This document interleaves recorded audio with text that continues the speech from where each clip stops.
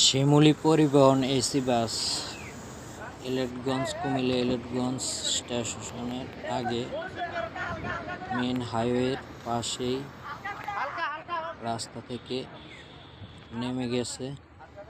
গাড়িটা হয়তো একটু সতর্কভাবে চালাইছে, যার কারণে কিছু হয় নাই। গাড়িটা রোড থেকে নেমে গেছিল।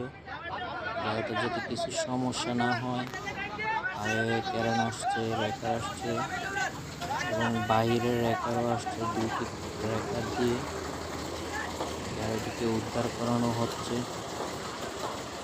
দেখতে পাচ্ছেন আপনারা, খুবই সুন্দর একটি বাস, শিমুলী পরিবহন এসি, কুমিল্লা এলেটগঞ্জ। অবশ্য কারো কোনো ক্ষয়ক্ষতি হয় নাই, যেহেতু গাড়িটা পোল্টি খায় না। যদি পোল্টি খাইতো অনেকের অনেক কিছু হইতো।